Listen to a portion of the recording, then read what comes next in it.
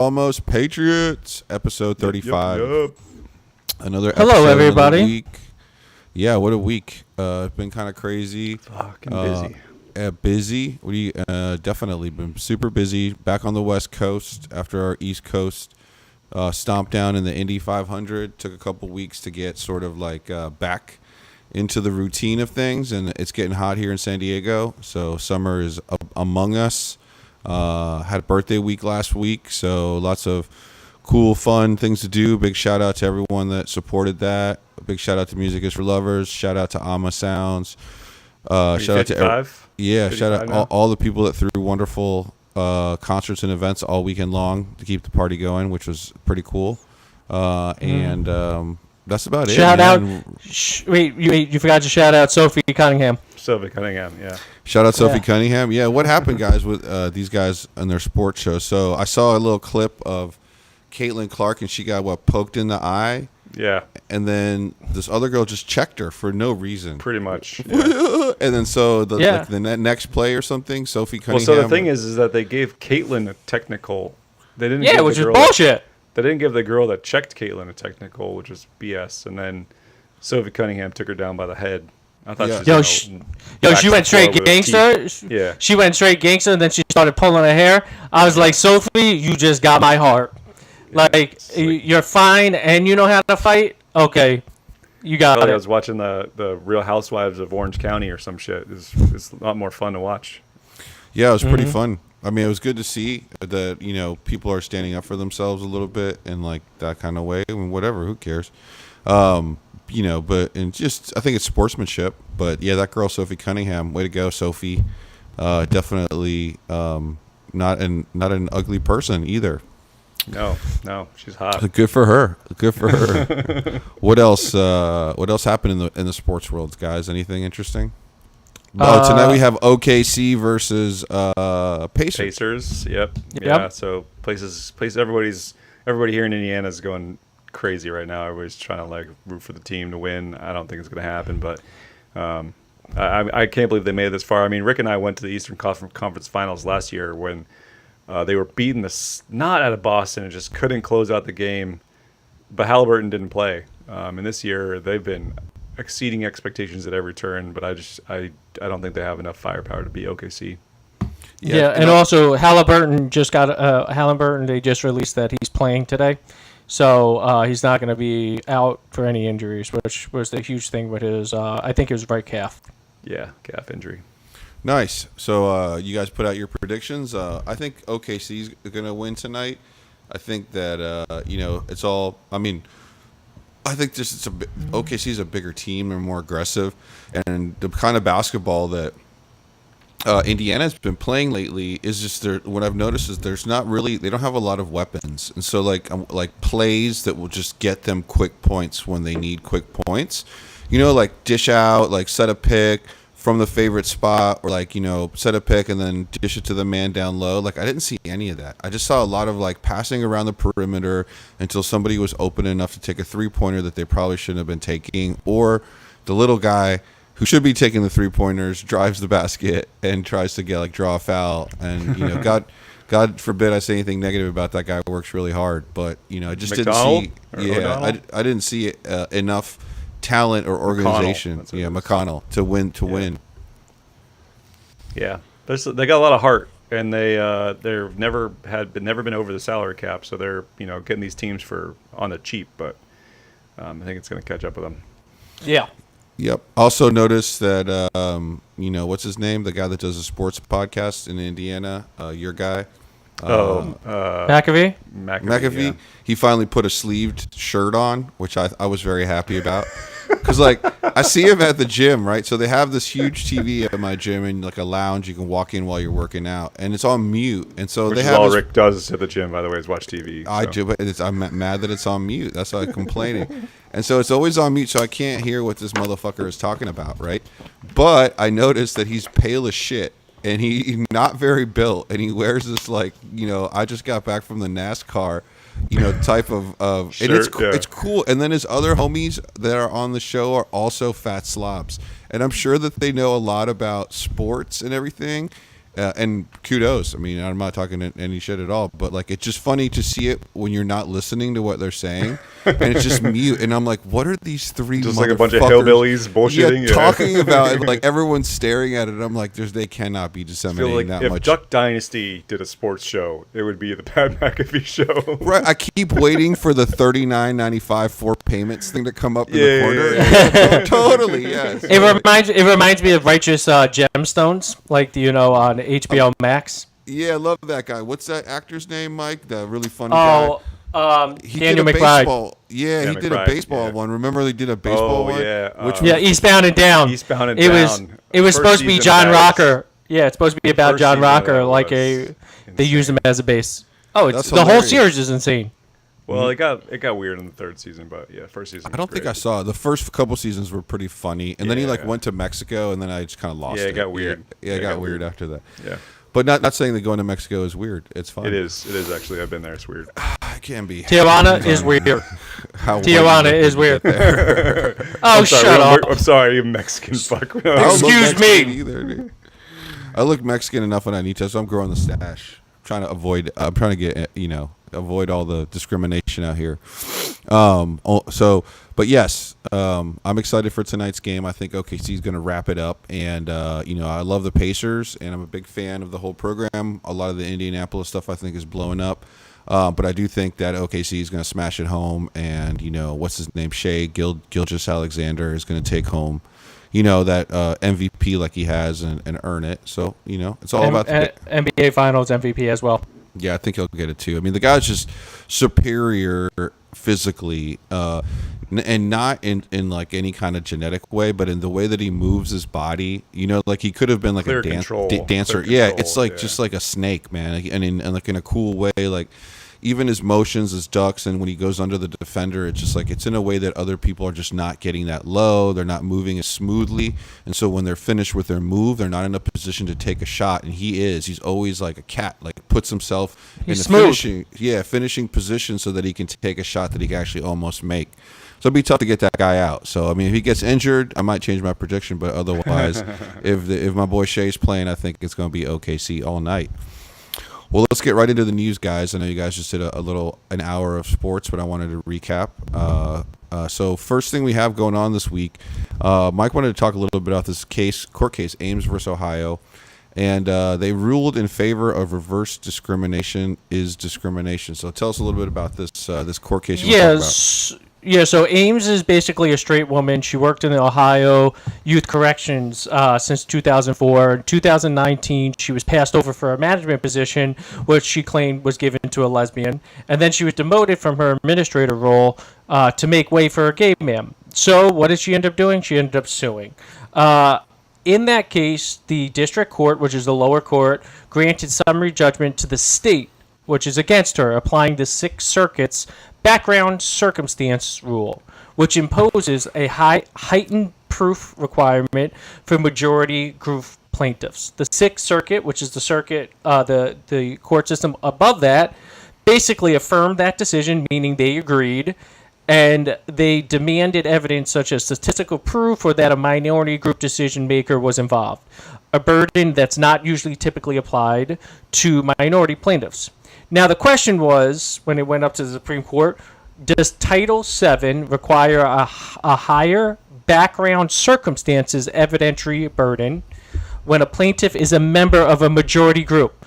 Basically meaning if they're heterosexual, white, male, etc. So it's really, what they're looking at is, does Title VII require a higher background circumstance? Okay?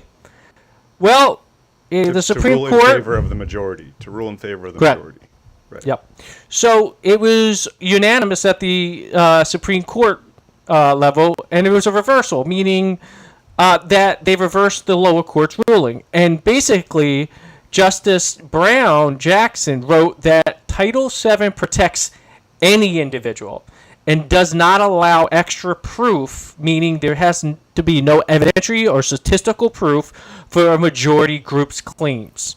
Okay?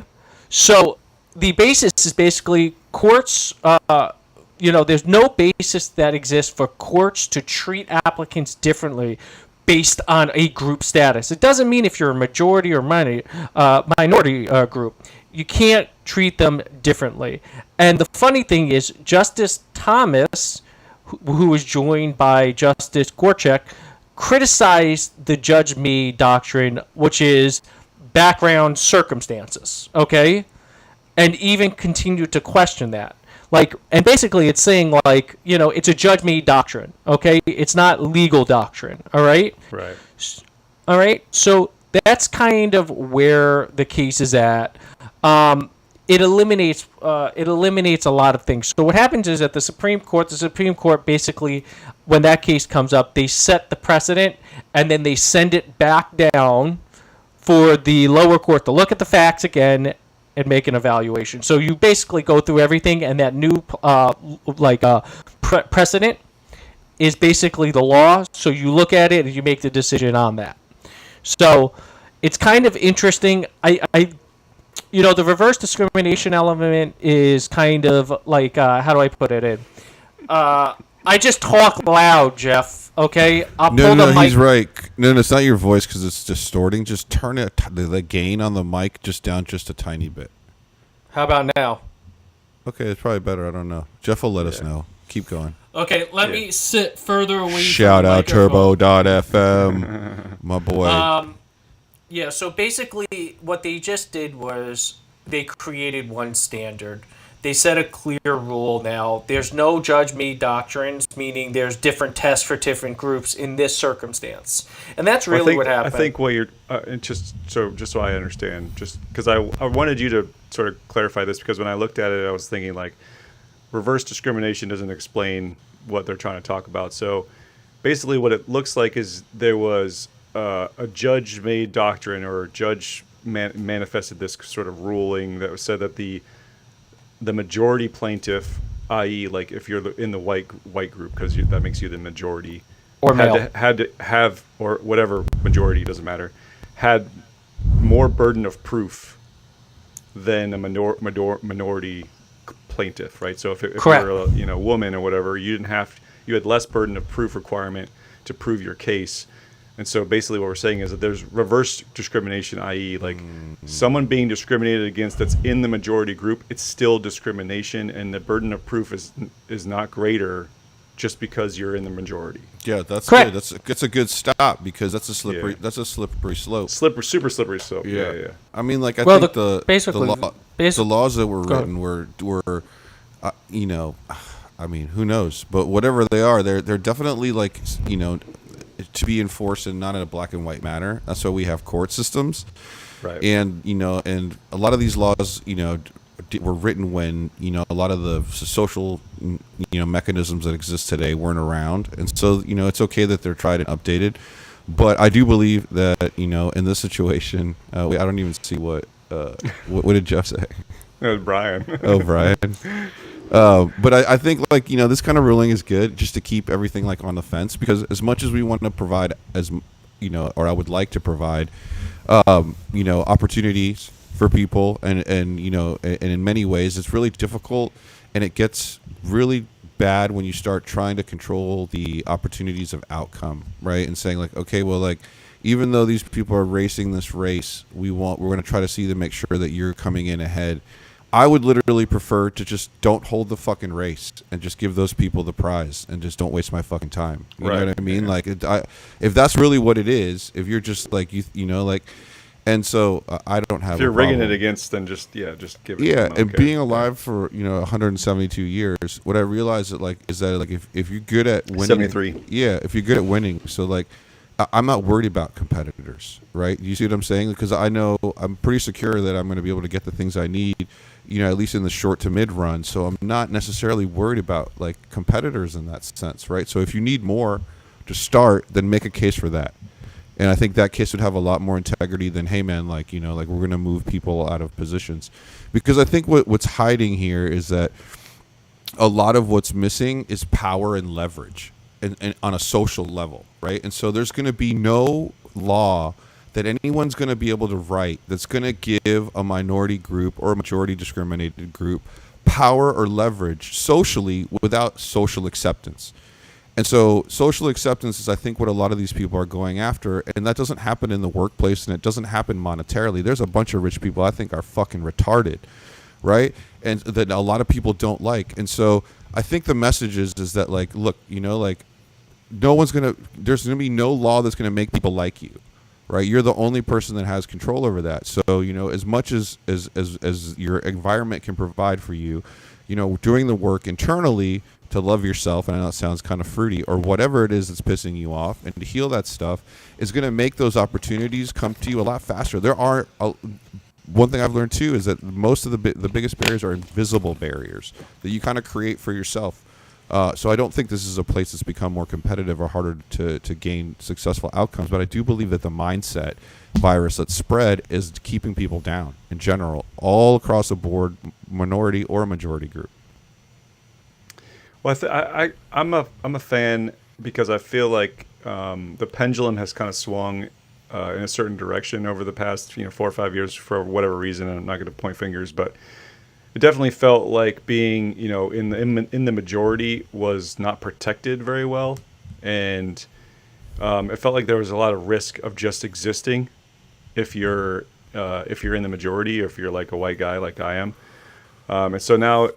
And to be clear, there's evidence to support that in our history that the pendulum needed to swing in a certain direction to overcome things, right? I mean, Title IX and obviously discrimination laws, right? So it's good that happens, but I think sometimes it swings too far, and then all of a sudden, there's just, obviously nobody's gonna cry over spilled milk about some white guys, but we're people too. We have just as many rights as everybody else. And so it's good to see that we're going to be still protected just because we're citizens of the United States, not for any other reason, right? The only thing that just bothers me is just pick the best person for the job. Not that they fit a category. And I think over the years, the last couple of years, if you fit into a category, okay, we got a black person, okay, check, lesbian, check. Like, no, it's the best people should have the quota system.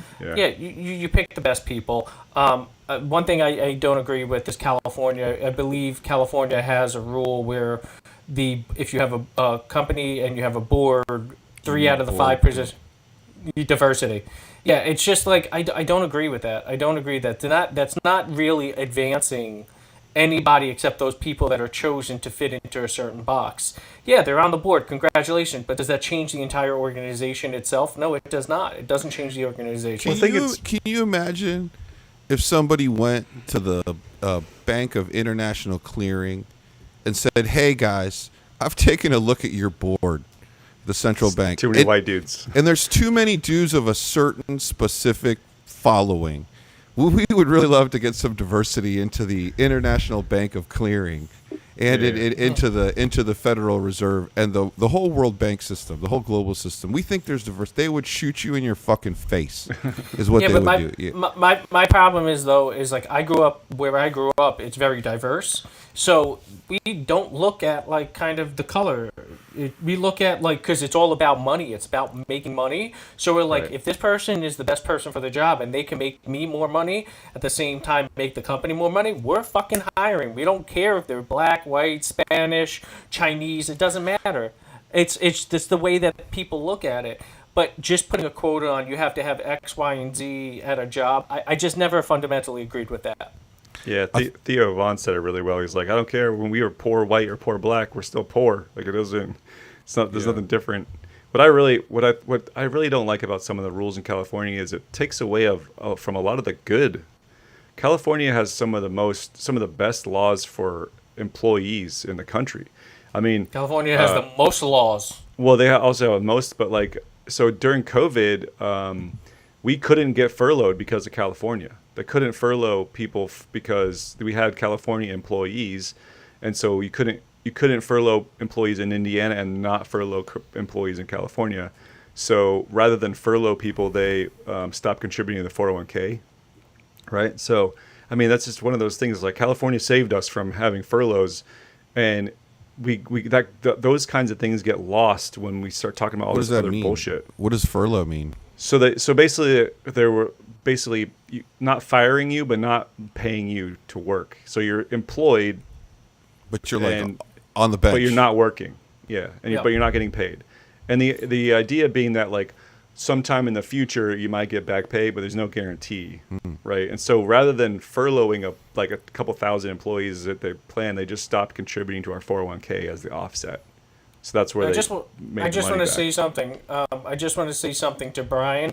Loud noises. I'm sure you appreciate And it. shout out Sophie Cunningham. Shout out Sophie Cunningham.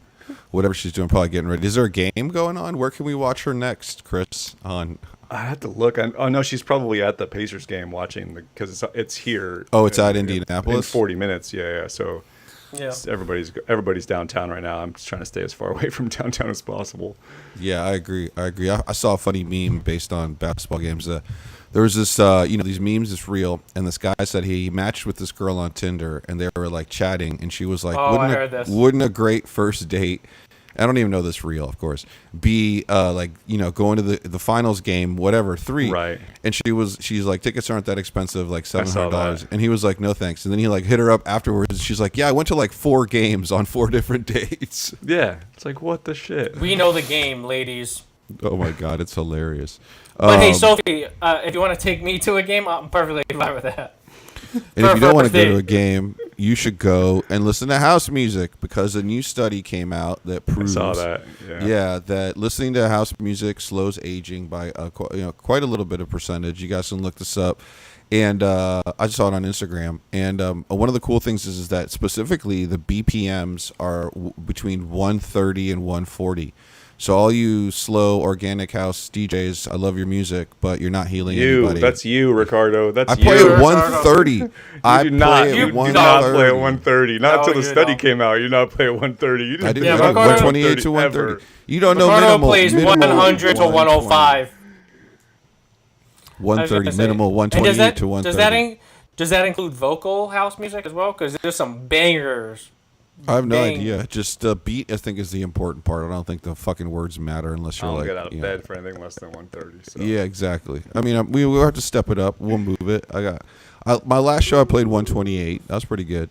Not 130. How do you know it yet. was 128? How do you know it's 'Cause on the 128? machine, Ricardo is taking it me says, anywhere downtown San Diego. What it's BPM would 125. you like this track to play at? And then it says, Oh, "Do not okay. let Mike touch this." Yeah, of course. There's there's output to tell you. That's how you synchronize Gotcha. the tracks. Okay. But yeah, so that's a good one, and I know. So this is good, and so like it's not random. That's great. That was great. Oh, Which one? man.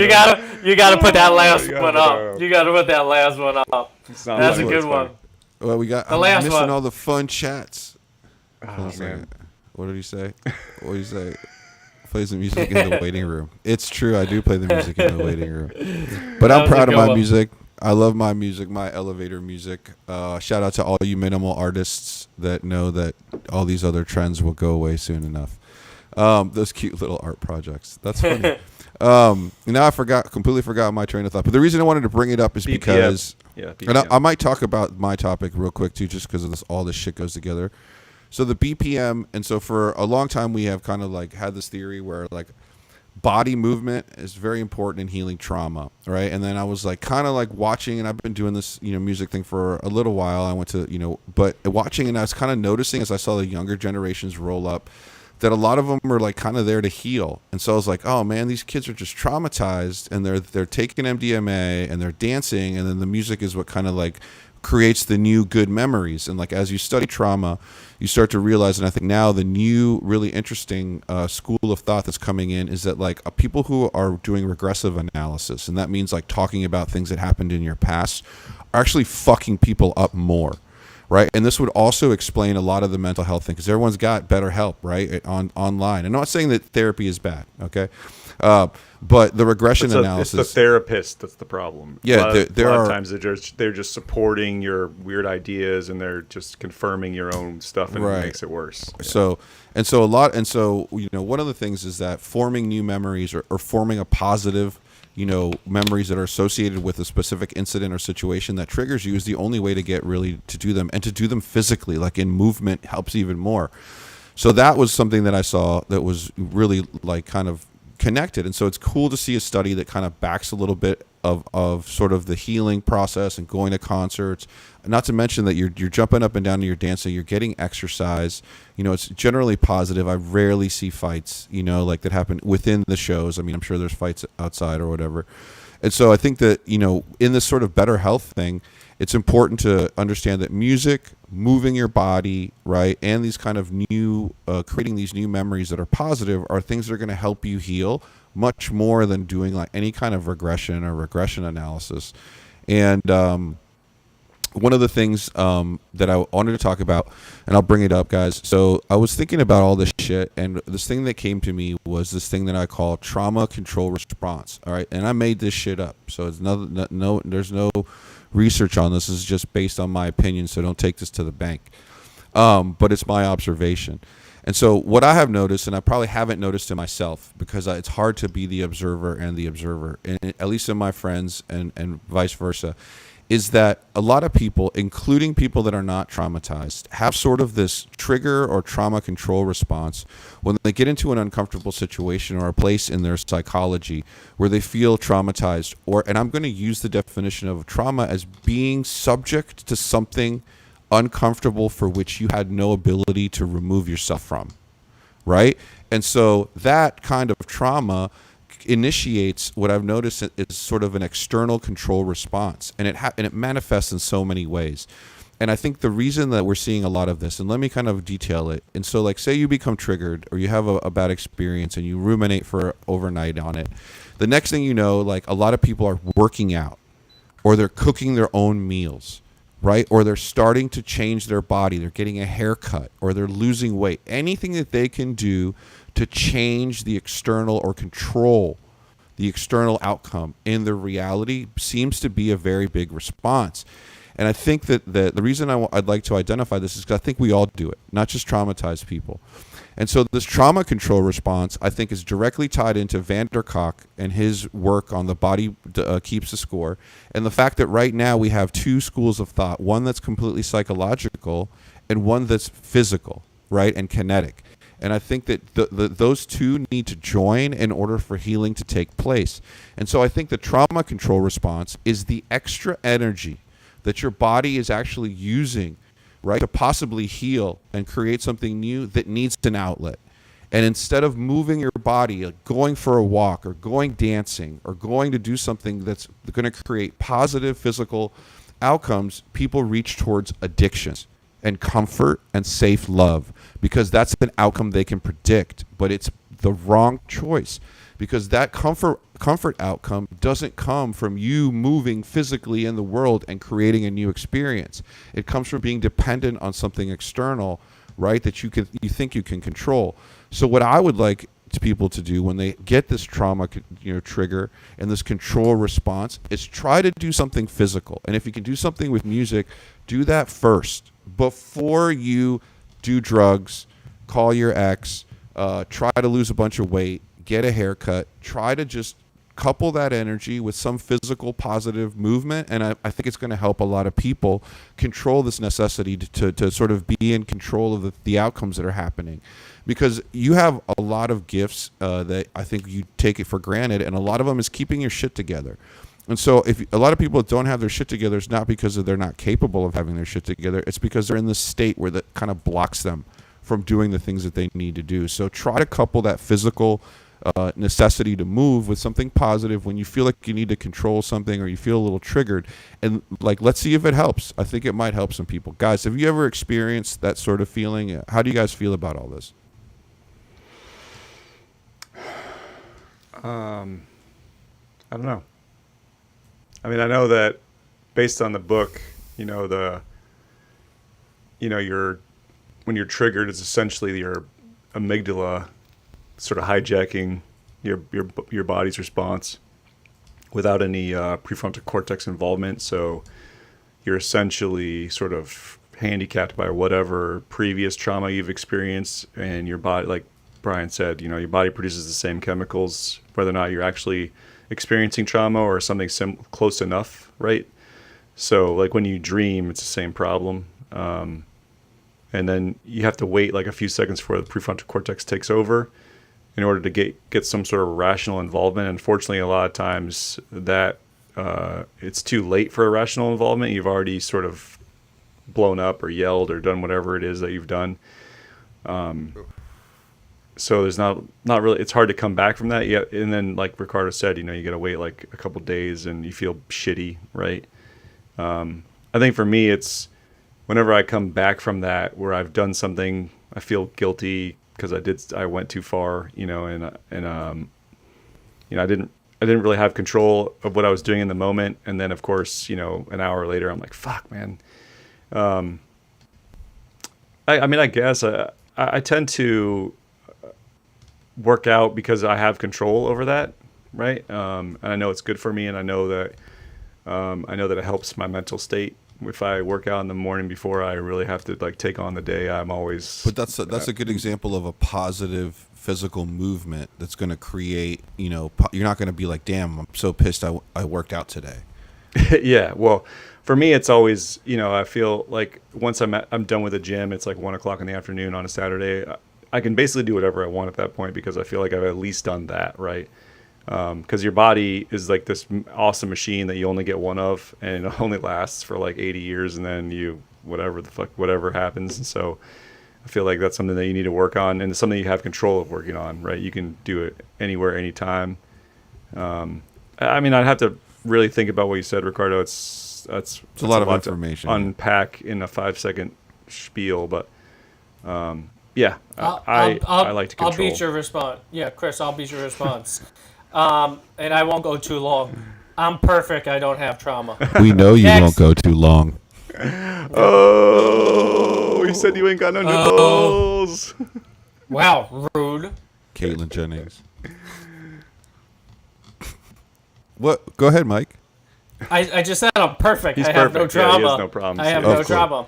Yeah, Yeah. I find a lot of people like that. No, that's good. But anyways, so yeah, if you find yourself like, I think an example of this that I've noticed is like when people with diet, right? And so like, and not because you have stomach problems, but like perfectly normal people that were fucking scarfing down cheeseburgers go either get into a relationship or go through a relationship, and then all of a sudden they're like vegan, and I'm like, bro, you've never been vegan before, And so it's just like you kind of see these sort of control things, and a lot of it's is masochistic. But so more on this and other things. Well, to go really quick to go on the thing you're talking about with music, there's some fascinating information coming out about MDMA and some drugs as far as like trauma.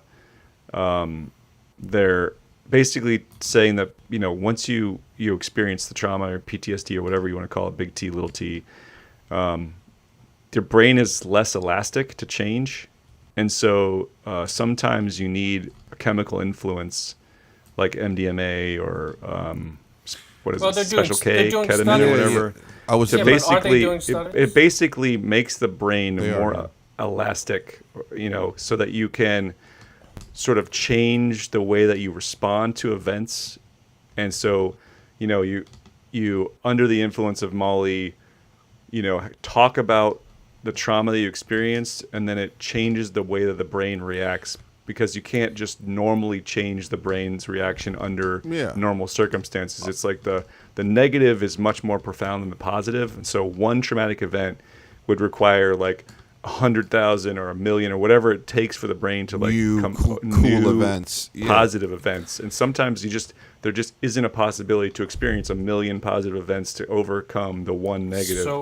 So in essence, you read studies. We're not influencing people to do this for their trauma responses. No, this is something that they've been doing with like the VAs. Dude, trying Mike, with there's PTSD motherfuckers talking about way disclaimers. weirder shit. Yeah. I mean, nobody gives a shit. But no, I think that's a good one. So personally, like I've seen some of these studies, and my experience has been there's a couple things that I have noticed that helps in certain ways. And so like psilocybin, the studies they're doing at MAPS, and you can look that up, and that's up in Washington, have proven neurogenesis. And so the psilocybin helps your brain form new brain cells, new brain pathways, which is a little bit more intense than something like ketamine or MDMA, which is actually used because it increases the amount of neuroplasticity in your brain during the moment that you're intoxicated. And what does that mean?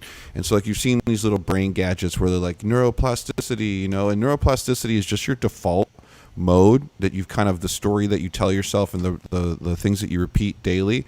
And so in order to and that becomes very inelastic or opposed to Rigid change. yeah.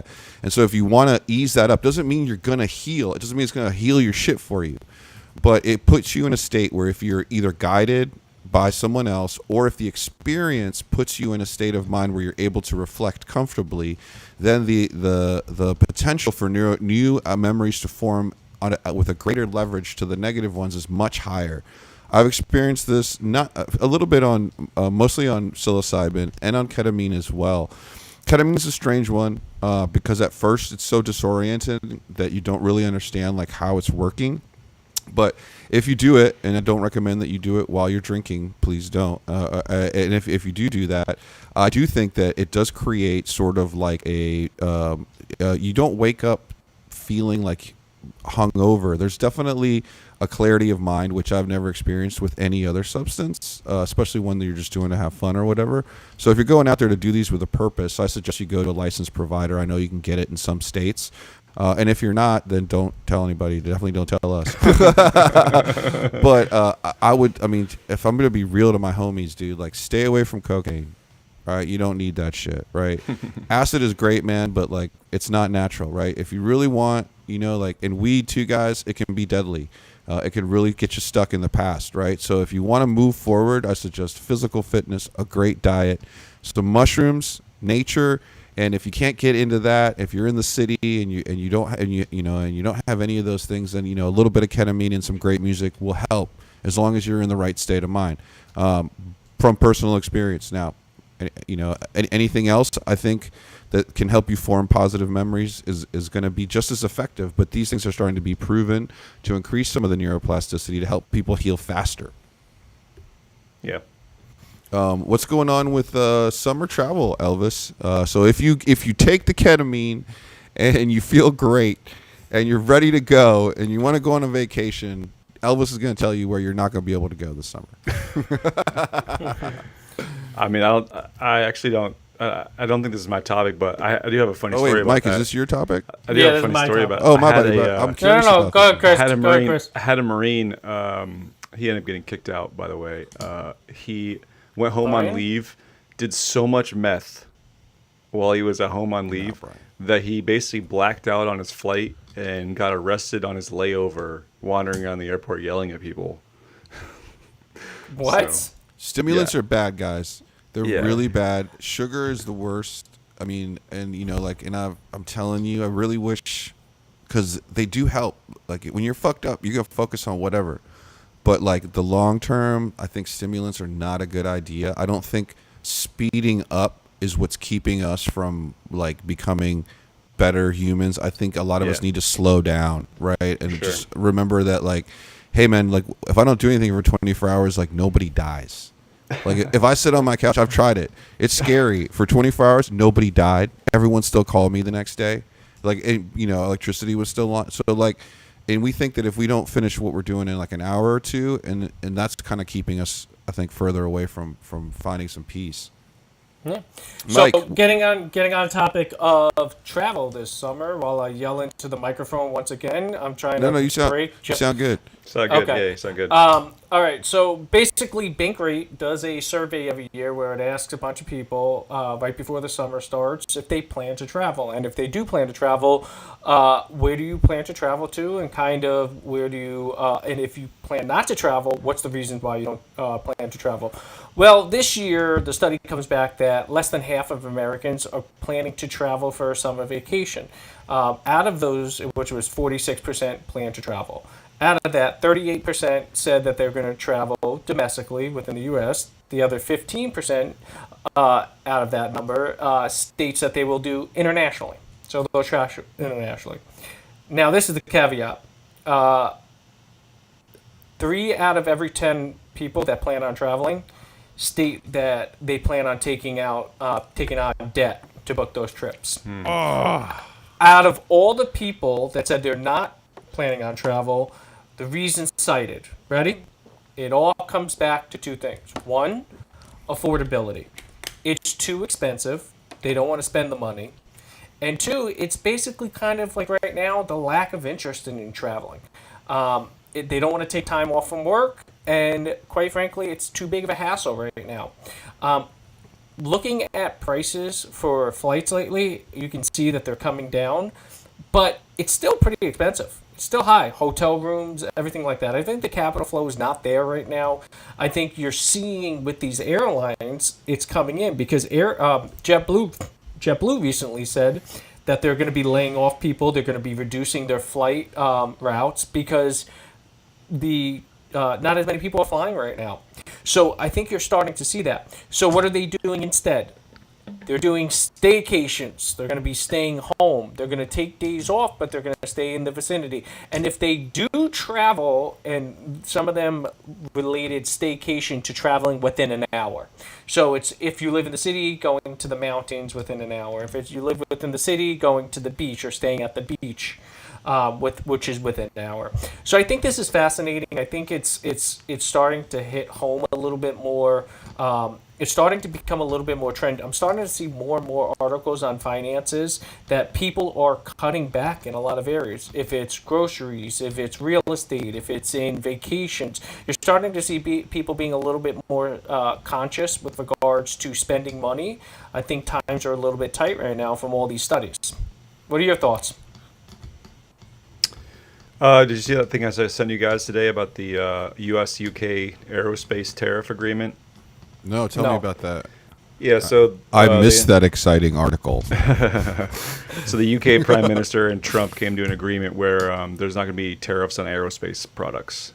So basically, all the aerospace manufacturing companies between the U.S. and UK, there's not going to be tariff between parts. So that will help alleviate some of this. So the prices on building aircraft and building aircraft parts won't be affected by tariffs, which will eventually make its way down to the consumer. So I thought that was good. I mean, hopefully that plays some sort of part into what Mike's talking about. So I haven't noticed this because the summer's been coming up, but I mean, I think there's a number of reasons. I just haven't been watching the news enough for like where consumers are spending their money. What I have noticed is that what Mike mentioned about the credit bubble is I know, and I haven't looked it up, the consumer credit is reaching always an all-time high. huge, yeah. I know that our government spending is at an all-time high too. So, I do think that there's a, jubilee coming or a bubble burst or some sort of there's got to be somewhere, the gas has got to go somewhere. And I would hate for it to come back down to consumers. So I haven't, the spending, the prices are just out of control, man. I mean, like now, I think, if the government is trying to keep people in their cities, and this is a good way to do it because they're spending as much money as they would traveling and buying a cheeseburger down the road. So now the vacation becomes, let's go to Denny's instead of let's go to Utah or whatever. And that's sad. And that's what happens when prices go up.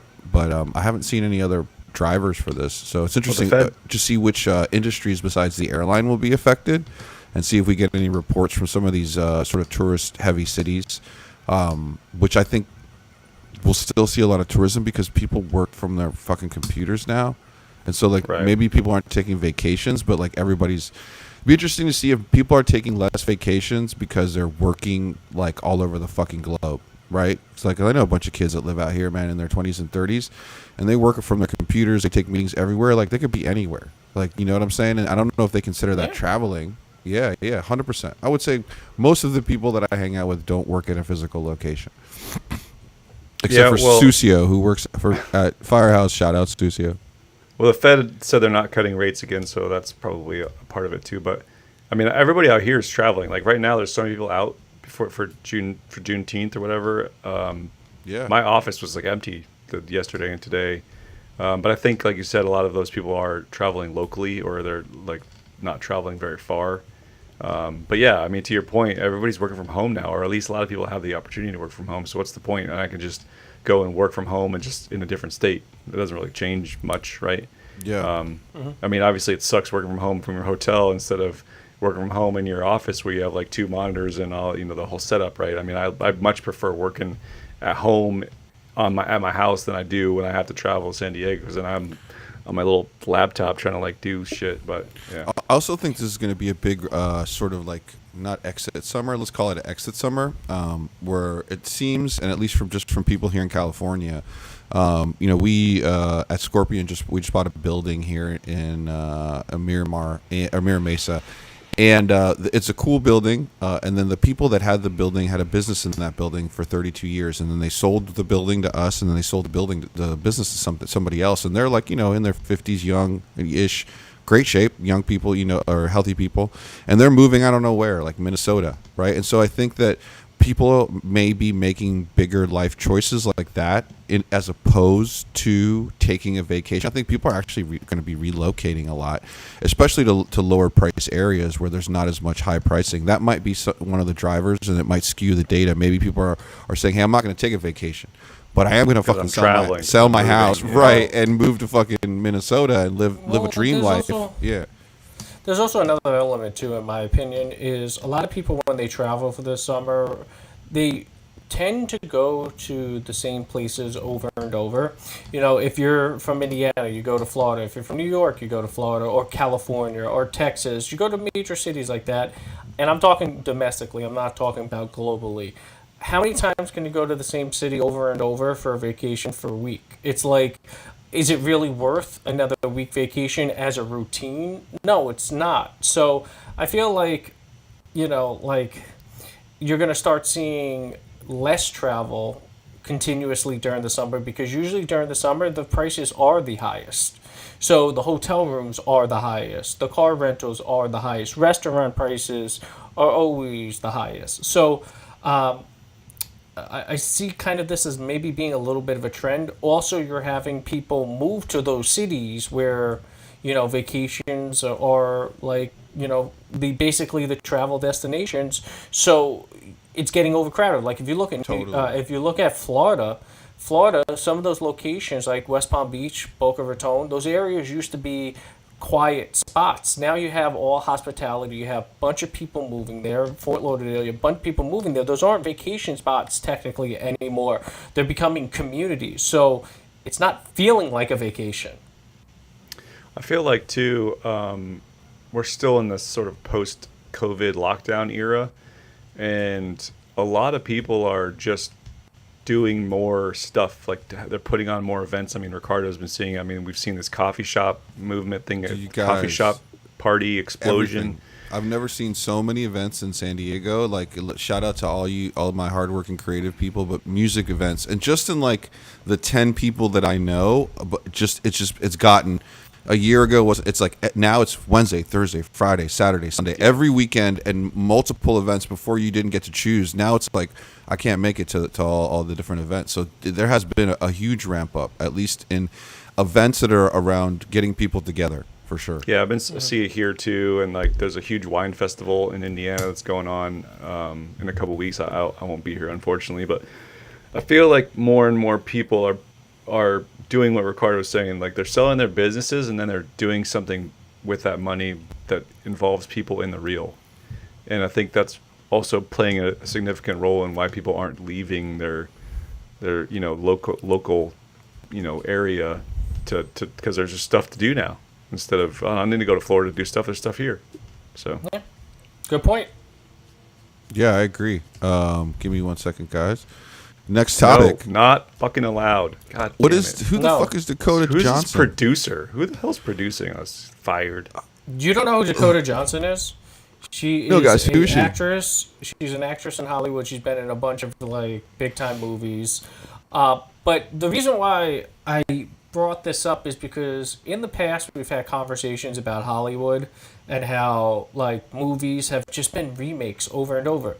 Well, thank you, Dakota Johnson. She was on the Hot Ones, and she basically said what we've been saying, but because she's a celebrity and she's a A-list actor and actress in Hollywood, if she notices it, clearly the audience notices it. So basically she said that Hollywood and studios want to keep making the same thing. They remake the same things over and over because they make money on it and they're risk adverse. But what she's realizing and what she said basically was a lot of us say, is we don't want that. How many more Star Wars movies can you have? How many more Marvel movies can you have? How many John Wick movies can you have? If you realize it's 4, 5, then we're gonna have a spin-off. We're gonna have a TV show. It's too much. And I agree 100% with her, and I think it's right. But I also think you're starting to see, if, especially in her case as a celebrity in the industry, her saying that, you got to believe the studios feel the same way in some facet.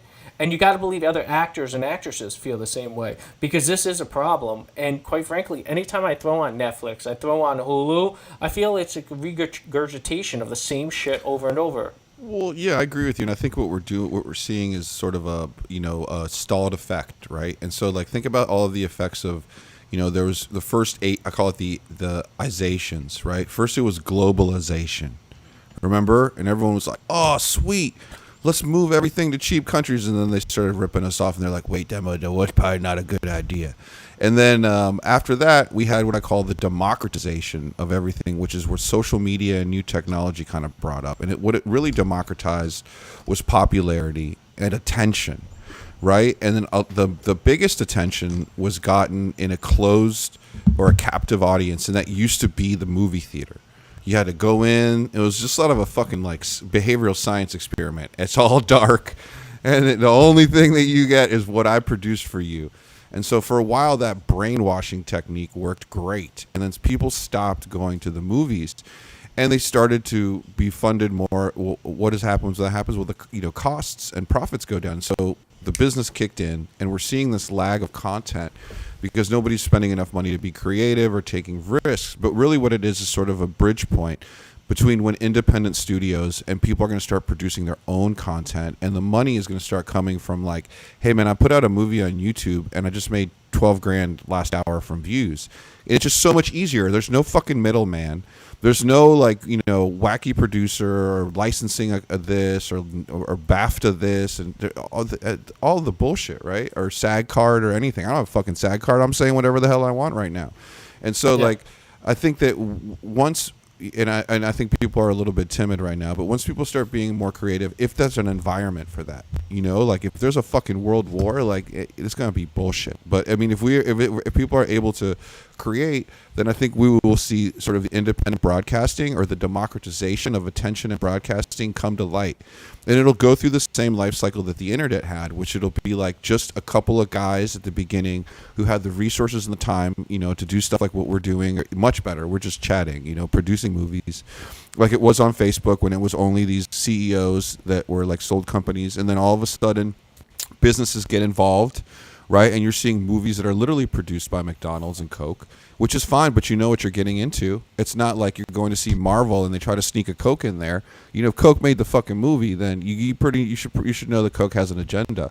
And then we're going to see hopefully a lot of independent features come out. But all of this has a timeline, and it's been held up by the profitability and this money-making machine that's been this archaic way of doing money with a captive audience in films. And it was great. And the height of it was, who was this last Treasury guy? Trump's last Treasury guy? Scott Besson? No, the one before. Steve, what's his name? It starts with M. Steve Munchkin? Or Mnuchin. And so there we go. it's really interesting because and so we elected Mnuchin, right? And they're like, okay, cool. This guy's a really good financier. You know how he financed movies? He financed movies. He got all of his rich buddies and he said, hey man, I got this picture called Frozen 2. Give me all your fucking money and we're gonna make Frozen 2 and I'm gonna 10x your shit. And he did that like 50 times. No skill whatsoever. And he became Treasury Secretary. So I think that's the height of the Hollywood movie that we witnessed is, somebody going in and literally just 12xing their net worth and then becoming Treasury Secretary. I think that's it. I think Hollywood is on a slow sort of decline where we're going to hopefully see a lot more independent creativity. Well, I feel like the model used to be that, you go and you do your big action movie and you get your big paycheck and then you go and do like an indie film. Right, and that used to be kind of what they did because a lot of these people were artists that realized that they had to pay their dues to get into the business, and then once they kind of proved that they are competent, then they could go and do the artist shit. But I think because of sort of a bunch of things that Ricardo just listed, Looks people good. got into acting in movies for the attention and for the popularity, not for the art of making movies. And so that's part of why I kind of got lost in translation, is that everybody's like, oh, I just want to make a movie where I'm going to get a lot of popularity and a lot of attention, instead of making a movie that is going to be something that people want to watch for 10, 20 years. And I think Mike has a valid point. At the beginning, I thought this was kind of annoying, because I was like, yeah, isn't it obvious? And then that Hollywood's been going down. But like, I have to respect the fact. I know my man Mike is like a hardcore fan. I mean, he loves movies like Stories. He's a romantic believer. And he was the first person that got me on Disney Plus. And so I was like, all right, man, I really like all this shit, right? And then, it kind of turned on us. But at the same time, I think that he has a right to be upset. And I think this is the place to do it, because people need to say, hey, man, Ballerina or like whatever last movie came out or whatever sucked. All right, dude, like, do better. Like, nobody's going to get hurt if you don't. But just do better, dude. Like, this is the thing. Movies are Game of supposed to be Thrones. movies and TV shows are supposed to be escape. It's supposed to be a form of entertainment where you escape from your life for a couple hours, 30 minutes, whatever the case is, but it's supposed to provide entertainment and enjoyment. The problem is when you keep making the same thing over and over and charge ridiculous prices, you lose that time. You lose that enjoyment. You lose that ability to get that time back. And I hate it, because I'll throw on a show everybody raves about it. I'm like, this show sucks. It's like two of the other shows that they just created last year. It has the same premise. It has a high, it has a low, it has a good guy, it has a bad guy, and there's the same thing, like the same twist. And you're just like, okay, this is a waste of time. And I think a lot of people are frustrated. There's a reason why people are not going to movies anymore. There's a reason why these movies are bombing. Right now, Mission Impossible 8 is on pace to lose $300 million. it was a great movie, too. It's really good. Really Yeah. good Yeah. movie, dude. Yeah. Yeah, but it's Mission Impossible fatigue. There's 8 of them. I was not fatigued. I was very mission possible during the whole. Yeah, no. I mean, but it's like number 8, right? Yeah. So it's like at a point you got to turn around and be like, okay, like they just greenlit. I think it was Top Gun 3. It's like the second one came out not too long ago. It took 20 plus years for a good storyline, and now we got Top Gun 3 coming out. Which concerns me is, did they rush the storyline, and are we just getting another Hollywood movie based on the predecessors that's gonna lack in quality, and Look, it man. will ruin the other ones? I'll tell you what. I'm not paying $25 to watch Top Gun 3 unless Tom Cruise transforms into a motherfucking jet himself. That's the only way you're gonna get Okay, me in that movie. Transformers. Yeah. No, I've if it's a seen it all. segue into Terminator, he becomes Into T-1000. oh, yeah. Turns, Yeah. turns And into Arnold. an airplane. Yeah. Yeah. And so my dig, I think, It's like an Expendables. and this Top is probably Gun going to to get me Terminator Expendables. more targets, right? So as a creator, as an artist, right, one of the most beautiful things about art is that it's a great way to hide messages, right? And I would like to think that some of the more brilliant artists, the ones that cared about humanity, hid a lot of important messages in their work, right? Something I try to do. I get yelled at for it. People are like, what is that thing? So like, I'm not subtle about it. I'm just not great at it, but I'd like to do that. And what really bummed me out, right, was when I saw that all of the brilliant guys, the guys that can write way better than me, right, stopped putting the messages in the artwork. And I was like, I was literally sad, but there's nothing I can do about it. And I said, oh man, I got to start doing shit because motherfuckers. Make your own movie. Exactly, 100%. And so like, I don't want to be here every Thursday. Actually, I do. But like, if we don't do it, right? If the people out there, if there's something you love, like maybe you love like fucking donuts, right? And you go to the donut shop and it's just not up to par. Start your own fucking donut company. That's the time that we're in right now, a crossover. And so with this art, I was really upset to see the messages missing. And so for me, it's very boring to watch a movie that's about Jack and Jill. They fall in love. Jack overcomes something and they live happily ever after. Like, I'm learning absolutely nothing, right? But some of these tales are just like containers for deeper messages that make people think and think about themselves. And that's what's missing from all that. Like, A guy Hit on in the a head. robot suit is important, right? Because he's basically using his organic knowledge to create something that's impossible. But once he gets in that suit, I don't give a fuck about that guy. I don't care where he goes to lunch. I don't want to see what he does for the next 10 years. I learned that Fable lesson already. I'm ready for a new life Fable lesson. And that's what I think is kind of missing from a lot of this art. This is people are bored out of their fucking minds. Yeah, it's gotten pretty bad. I'm a big I do like when a good world is created, Bingo. and then you can iterate off that. But the problem is, I think too often the iterations are lacking, right? Like we just said, it took 20 years to make the second Top Gun. Cool, I get it. I don't think that world was created with enough complexity to really matter. You know, like I like John Wick because they created a whole world that there's so many possibilities, and I think that as long as they keep making good quality stuff, some John Wick 3 was whatever, whatever. But I do like to perpetuate a really good storyline as long as it's got value. But just what we saw way too much in the 2000s is, oh, well, the first one did really well, so let's make a sequel. And like, we're not going to use any of the same actors. We're not going to use any of the same, people. And we're just going to like throw this half-ass storyline together, but has the same title with a 2 next to it. And boom, hey, we made like $50 million. Congratulations, everybody. Moving on, right? And it's just like, what the fuck are we doing? So, it's just so garbage. that's the whole thing with this is the last comment before we move on, but Marvel. How many movies can Marvel make? Like, it's gotten to the point where there's Marvel fatigue, and now they're announcing like their next phase, which is they're trying to relive the 2 hits that Marvel made where the Avengers were all together. They're creating, it looks like another phase storyline where it's a lead up to that. Dude, we've been going with Marvel now for like 25 years. Like, people are not going to watch the Marvel movies anymore. I don't want to fucking sit in there. I phased out of the Marvel movies. Eternals and, was bad. yeah, God. I phased out. I saw that stupid Thunderbolts movie. It was horrific. It was so bad. I haven't watched it. Yeah. Yeah, we can definitely improve. So, yeah, I think that hopefully there'll be some better content. I don't know. But Dakota, obviously, all these actors are definitely voicing their opinions. I've seen a lot of dissent as well. The new Ballerina movie got really bad reviews. I'm not sure why. I haven't seen it. But one of the things I've that seen it. one of the things I was questioning was what Chris brought up, but was the world making, right? And so and I think they created a really cool world, but like, how many people are interested in just being assassins? Like, I think that there's not enough there.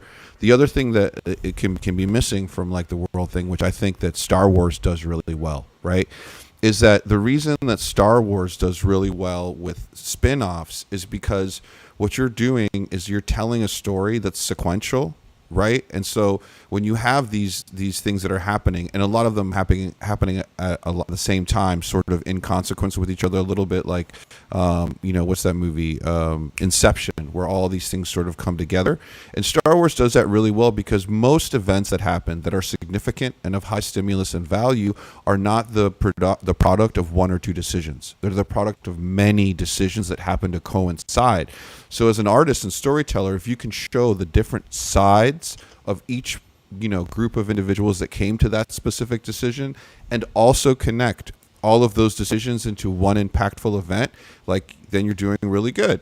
But I think if you just create a world that's really cool and then just think, hey man, people are going to be interested in anything anyone does in this world, it's not going to resonate as much. You still have to tell the story. There still has to be a hero. There still has to be something faced, and there still has to be something learned, and then that learned thing has to be implemented correctly so that there's a new outcome. Otherwise, it's just people aren't going to match with it. Well, I think Mike was saying earlier, it's an escape, right? And so, like, if you can't envision yourself having the same kind of success or whatever it is, then it's hard. It's hard to watch sometimes, right? So I can't watch Lilo and Stitch. Oh, I just started the B movie for the 5th time. Oh shit! B movie? Which B movie? That movie has a lot of messages. Jerry that I Seinfeld. Oh yeah. Watch that movie. That's Ricardo approved. That one has great. There's some one-liners. That's in Ricardo there. approved. Yeah, We gotta there's get some it. We gotta get a graphic on that one. one-liners in there that will, if you catch them, they'll make you think. I mean, there's some really good messages in that B movie. Yeah. Yeah. All right, well, let's move on. Dakota, thank you for this wonderful topic. And so, hey, guys, I know we're friends, but apparently a lot of guys out there aren't.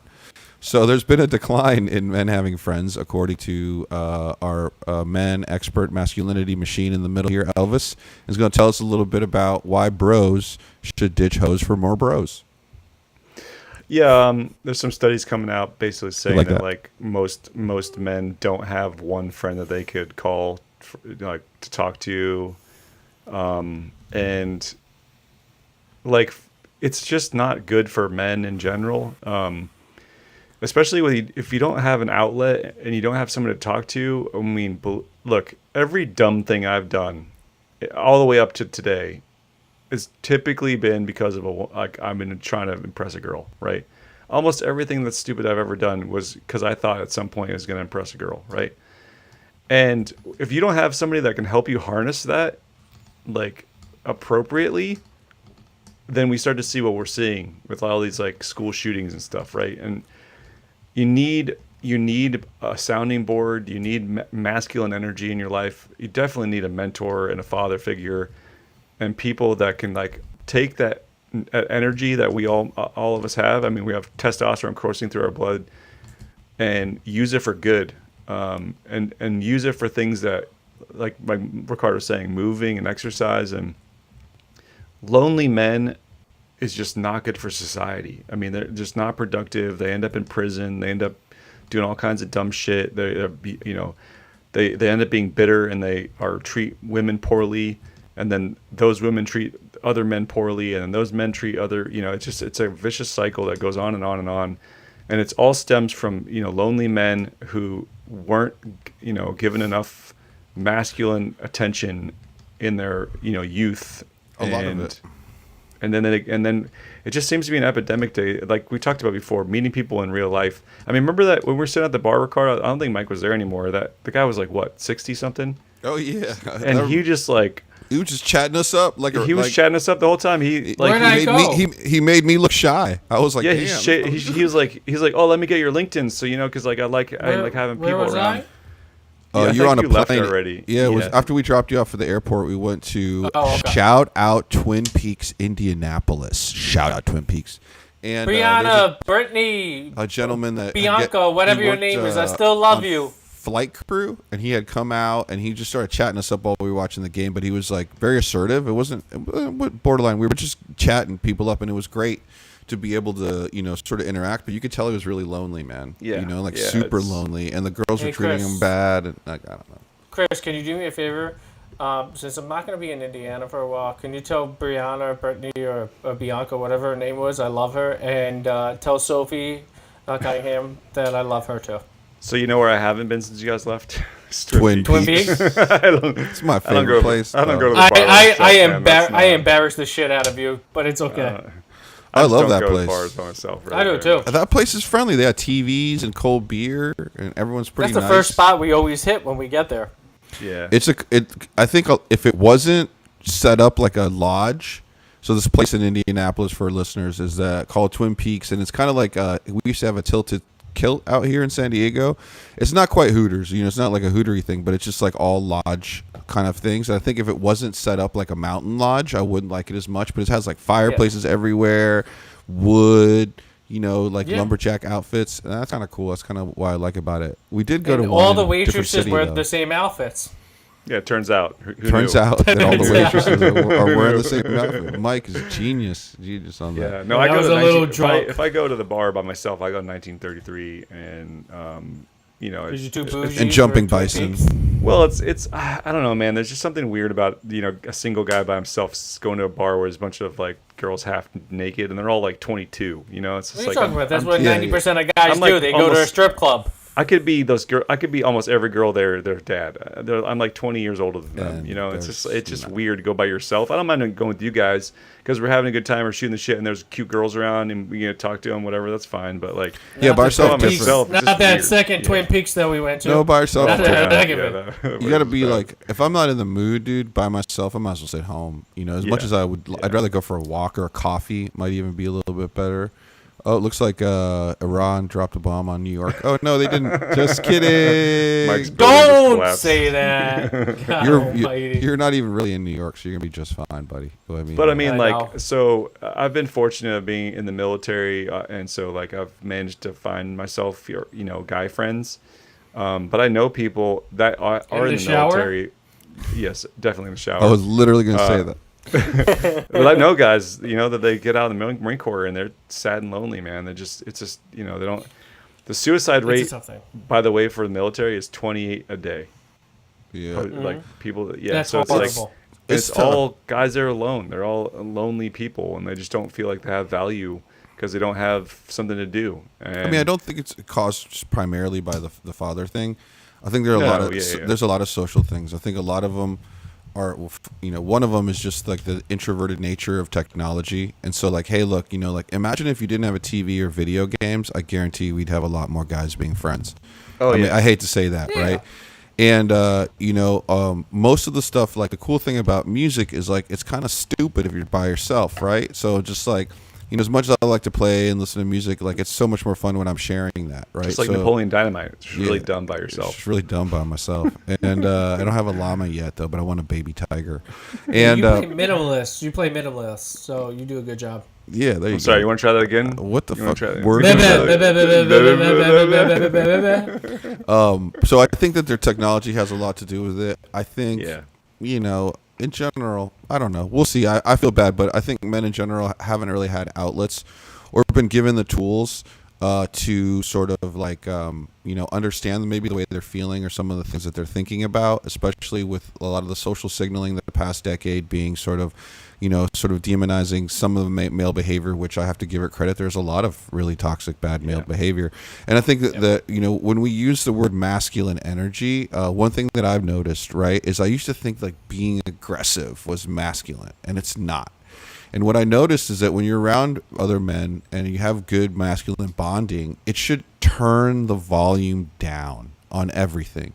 It shouldn't turn it up. Like you shouldn't be more Not being an reactive. asshole. Like you You right. should be an So asshole. like so if you're hanging out with some buddies and you're more anxious and you get home and you're like, how do I make more money or impress people? That's not masculine energy.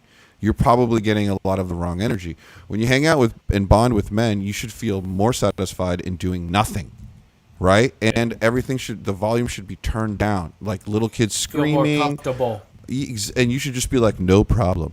Right? But if you don't get that outlet and you're not able to bond, right, then you lose a little bit of a sense of self-worth, which men, I think, try to look for in external validation. And that can be extremely anxiety producing, trying to go out and be like, okay, what do I got to do to make my kid shut up? Nothing. Your kid's just crying. What you can do is like ignore that shit. Right, but that's not because you're a bad dad or the kid's fucked up, right? Or like maybe it needs some food, and if it doesn't, and the kid's pissed. Maybe it Yeah. needs some food. Nice, yeah. Yeah, or maybe the kid needs some food. Yeah, so I was thinking about this too. There's kind of like the stigma a little bit. We talked something about this last week when with single men trying to mentor young people. It's like is that creepy, or are you like trying to do something weird? But I think it's kind of the same thing. I had a problem with this for a long time, where it's like you're at the gym, you bump into you're talking about whatever the fuck it is, right? Oh, hey man, cool, like that's cool that you can put up that much weight or whatever, like whatever stupid shit we talk about at the gym. And then I would like never ever be like, hey man, you want to hang out sometime, or like share a number or whatever, because it's like you don't want to be thought of as like weird because you're asking for some dude's contact information, right? Yeah. And so that's like a Yeah. barrier I think that we like impose on ourselves a little bit. That's like, no, most guys, like, just like if you're talking to a girl, it's the same thing. If you're talking to some dude at the gym, he's probably just as lonely as you are, and like totally needs some camaraderie in his life.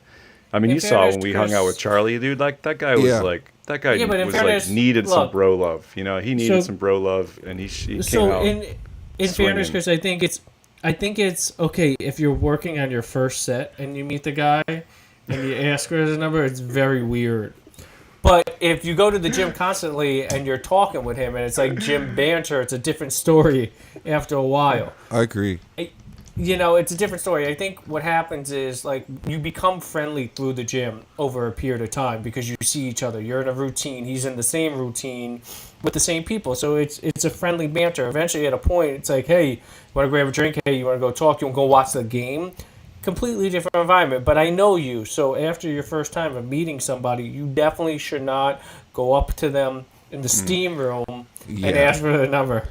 I think I wait until he cups my balls before I ask for his number. you guys are getting way more action than I am. I'm jealous, man. I'm definitely not getting that much action. Shit. I'm just hanging out by myself in the men's locker room. People are like, no, thank you. That's fucked up.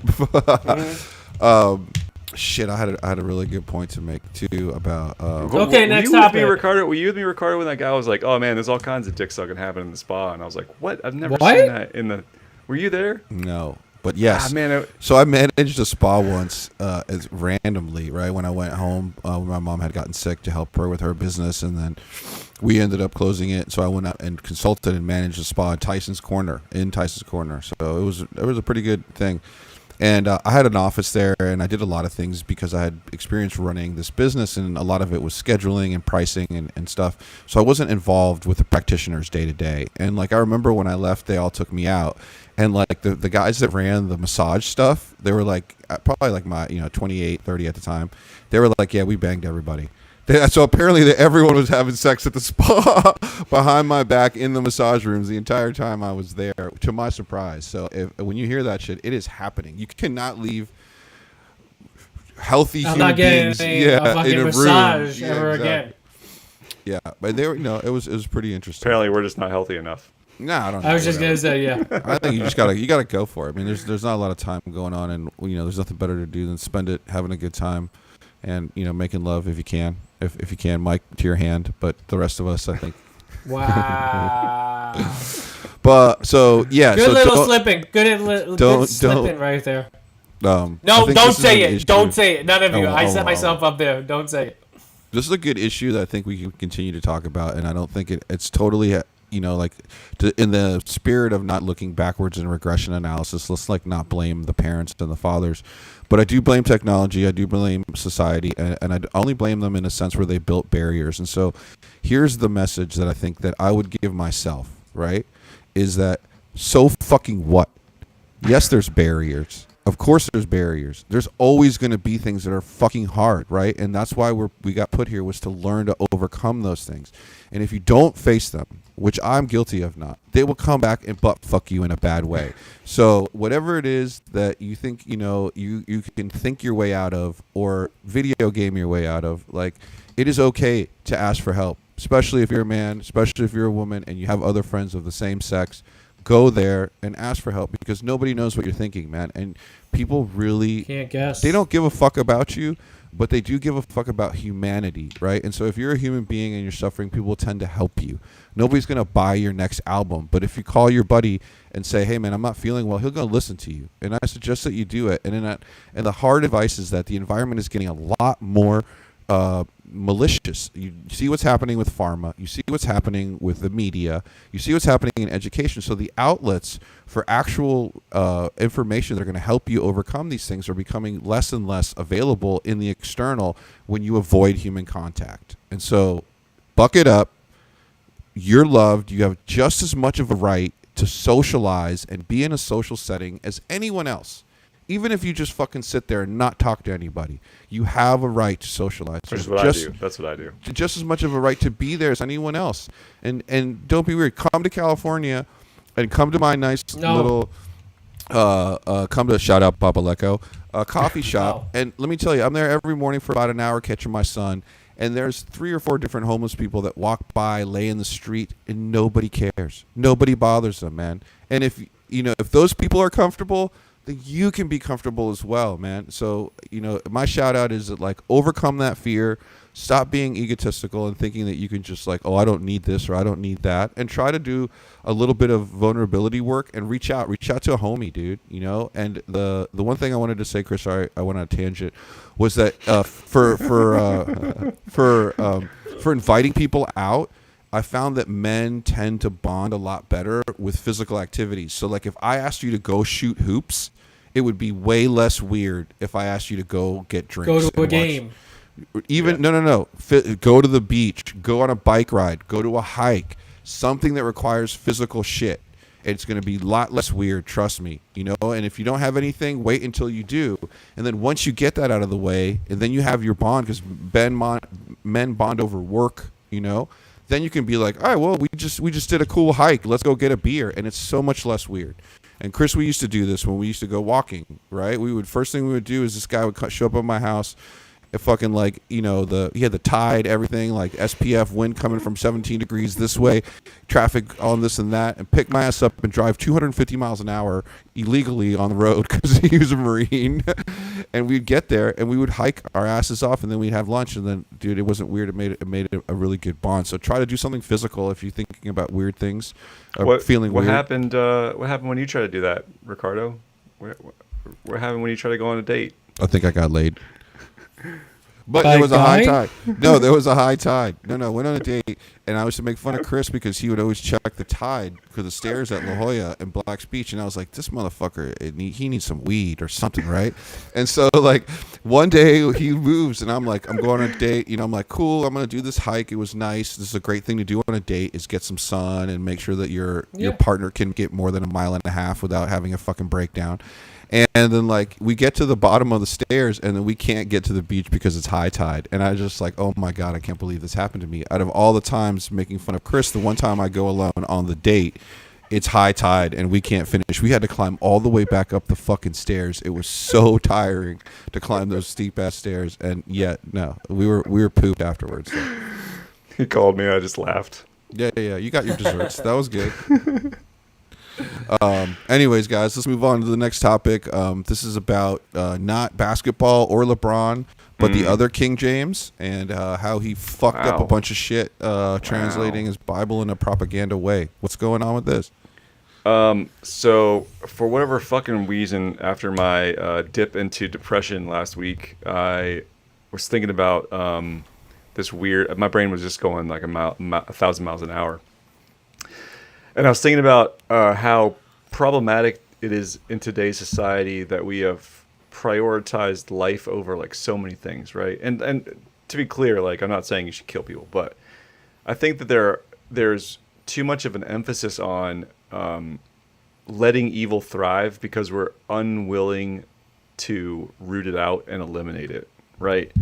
And so I was thinking about like, okay, so like, where is this coming from, right? Because, that's kind of the whole point, right? Like, men, we're supposed to be like slaying dragons. We're supposed to be going and like, rooting out evil and eliminating it. And sometimes, sometimes it's the hard thing to do that nobody wants to do, but you're morally obligated to, right? So then I was like, well, why are we not as a society doing this anymore? And I was thinking about the Ten Commandments and thou shalt not kill. And I was like, you know what? I bet you the original translation says something different. So I looked it up. Sure as shit. The original translation says thou shalt not murder. And the King James version says thou shalt not kill. Those two things are so fucking different. Like, those are not the same thing, right? Thou shalt not murder is essentially saying, like, killing is okay if you're doing what is right, what has to be done. Because there are evil people out there that, given the opportunity, are going to continue to hurt. They're going to continue to kill until somebody steps the fuck up and takes them off the playing field, right? And that's the only way to get rid of them. There is no reformation. They're never coming back. They're never going to be good. They're just bad people. They exist. And I think this translation honestly has done more harm than we could probably quantify over the last whatever 1,000 years is in existence. I don't know how long the King James Bible is out. I guess I should look that up. But because we have essentially convinced everyone that killing is so bad that we can't eliminate evil, and I can't even imagine there are people out there that was like, no, we shouldn't do it, and then they go and kill somebody else, right? I mean, how many people didn't get killed on death row and ended up killing somebody else? I mean, I'm sure the number is probably astronomical. I was curious what you guys' thoughts on this is. It's, that whole thing, sometimes my brain just goes down these weird rabbit holes, but this is one of those things that I feel like this translation has done probably more harm than good. And first off, King James Bible is 414 years old. Thank you. Thank you. Yeah, being Catholic, I've read the Bible, and also I will say the Fountain of Youth movie on Apple TV. Oh, yes, good. Yeah, it talks about this actually. There's certain versions which they printed, which were in essence defective. So it would say certain things like thou or thou shall or shall not, things like that. And I think translation sometimes, I agree with you, does more harm than good.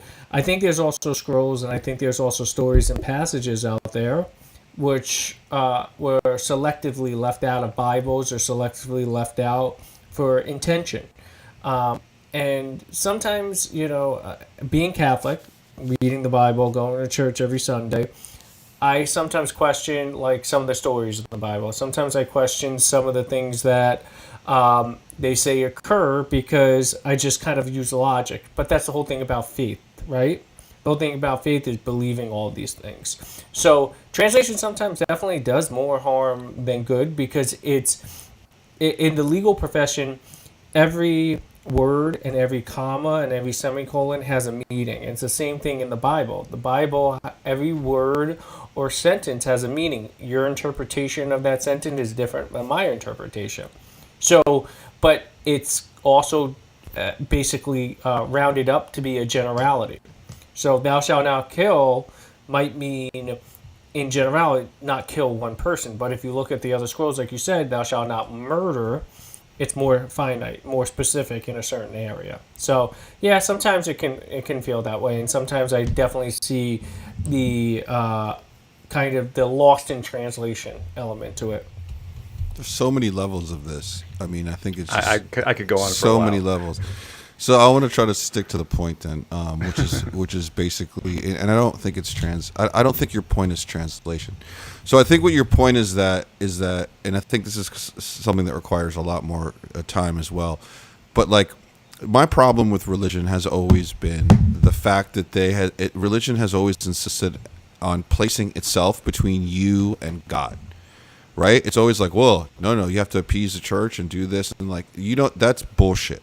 Right? Spirituality and the connection to God, if there's one, or the universe, whatever you believe, is something that's extremely unique and personal, right? And that's something that you don't need religion to achieve. Religion should act as a guide, sort of like ketamine, to get you there faster, right?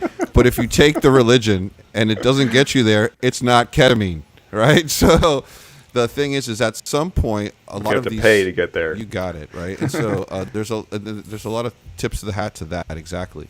And so I think what's happening here, and what's happening all over the world, is that we're seeing a lot of these systems sort of compound on each other, and they're systems of control. Okay, and so what you're doing is you're basically, with these translations, are creating more and more caveats for human behavior, and that behavior was built for millions of years to give us freedom and liberty, right? And so if you think, okay, well, I can't, defend myself because the Bible said so, then who really wins, right? It's definitely not you, right? Life is precious, and the thing is that this little realm that we're interacting with, which you want to call the physical realm, is specific. And it's specific in the sense where everything in this realm has a unique location. All right, there's no two things in the universe that occupy the same space at the same time. And because of that, there's always going to be jockeying for position, because position is actually the only unique thing that you can have in the universe. And so that's where war comes from. Even starfish fight for position on coral, right? And so the less adequate you are to defend and to improve your position, the less that you are going to be successful in the physical world. And I don't mean go out and conquer and kill, but if someone comes to your house with a gun and you can't defend yourself, nobody's going to care, especially when you're fucking dead. And so there's a lot of these systems are designed so that we have given up our control, and some of the philosophers call it outsourcing. And we've gotten to the point where we've outsourced our own safety. And this is where that's becoming dangerous, because with technology we have been convinced that there is a world in which words, right, can create actions that are have physical repercussions. And yes, we do live in a world where communication is a lot more, but the physical action in that world still needs to be executed in order for that thing to take place. And so I caution people to say, hey, look, if I want to do something, no, if you want to do something, you got to get up and do it yourself. You got to physically do it. And this just backs up my point that I'm making with the trauma. All of these years and millions of dollars spent on just talking about your past, and people are worse off because you need to physically attach something to it. So, yes, do I believe in other dimensions? Sure. Do I see them every day? No. This is the one that we interact with, the one where I get, happiness from playing music, the one where I hear things and feel things is a physical world, and that physical world has rules and properties. And one of them is the act of defending your position, because you take up space. And if you can't defend your position around space, then you're going to cease to take up space. It is just natural, and it doesn't have to be evil that comes and gets you. It's just the way that the universe balances energy, right? It can't just have something sitting there and like playing with its balls. So I think all of this has caused people to stop living, stop moving forward, and sort of sit there and wait for somebody else to sort of do all the work for them. And that's terrifying to me. Yeah, to your point about freedom, I feel like this is another example of somebody thinking that that people given the opportunity to make the right choice won't make the right choice. And because of that, I have to change the rules because I don't trust that you would do the right thing if given the opportunity. And so it's one of those it's like that Ayn Rand thing. She says altruism is evil.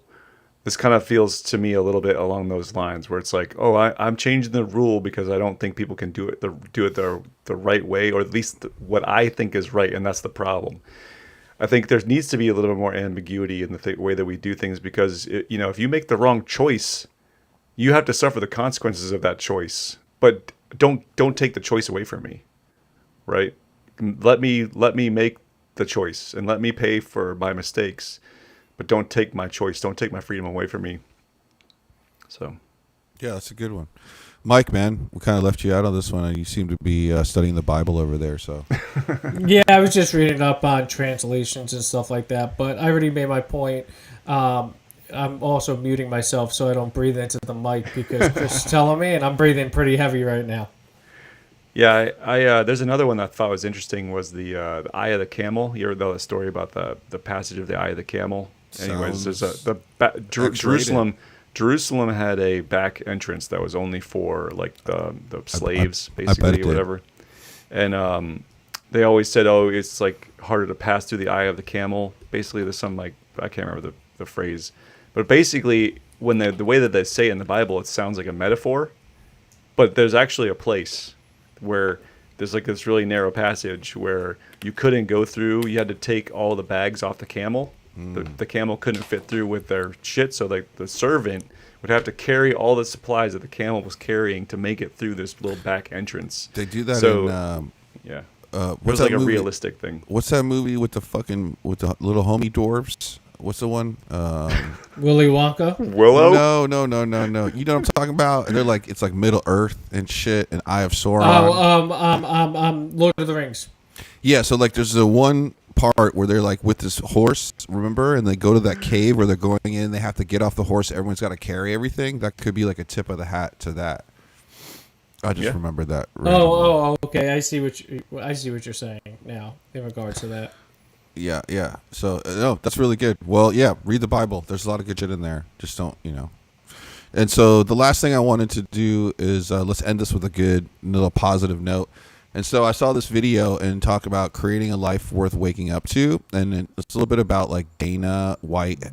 He's talking about how he's kind of changed. He changed a lot of his diet, changed a lot of the way he is. And now he's much healthier and able to focus.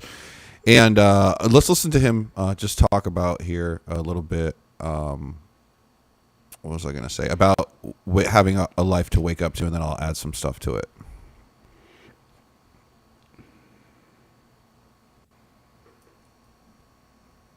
Sleeping. I've never heard that before. I hate sleeping. How much sleep do you get? Not much. What's that? 4 or 5 a night. I hate sleep. I love every minute of my life. Everybody judges by success of money or business accomplishments or games you won and things like that. The true measure of success is how happy are you. I know some guys that are fucking crazy rich and the most miserable human beings you could ever meet. If you get up every day and and you're really happy and you really do enjoy and love your life, when you're surrounded by people you love doing it with, you could not be more successful. Create a life that you... There we go. So that's a good one from Dana White. Could not be more successful doing what you love. And I think there's some caveats to Isn't this. that the definition of FOMO? Yeah. I think there's some caveats to this. So like what I wanted from you guys was not necessarily what he said, but like, so what are some tools for creating a better life, right? So we all know we want a better life, we want to be happier, but like, what are some actual things that we can put into practice that have helped you guys get a little bit closer to that feeling that Dana has? And I know that feeling, but it comes and it goes, right? You get it. I get it in the morning for a couple hours and then it just goes away, right? But you know, the more that you work on the things consistently and compound them, the longer that feeling lasts. And so I just wanted to see, what are some tools that you guys have done in order to help yourself create something that you actually want to wake up to? Either one, Mike or Chris. I am the most miserable person, the furthest thing away from happiness. That's a lazy answer. That's a lazy answer. No, I'm going to explain why. See, he talked about success being happiness, right? Currently, the only happiness I have in my life is my friends, you guys, is doing this podcast and being around my family and my godson.